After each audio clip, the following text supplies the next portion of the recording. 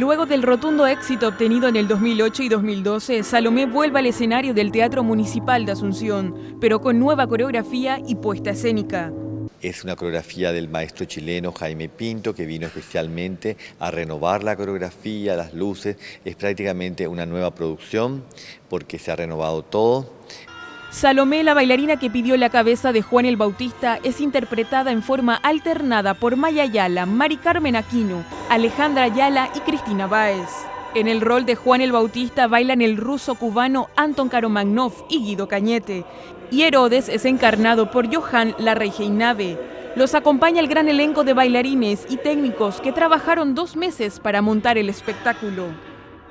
Mira, son mucha gente porque los bailarines son como 50, pero los que están detrás del escenario, en total llegamos a 70, 80 personas o más que están detrás de toda esta superproducción. Es una de las producciones más grandes que tenemos, más costosas, de unos vestuarios muy lindos, escenografía fantástica.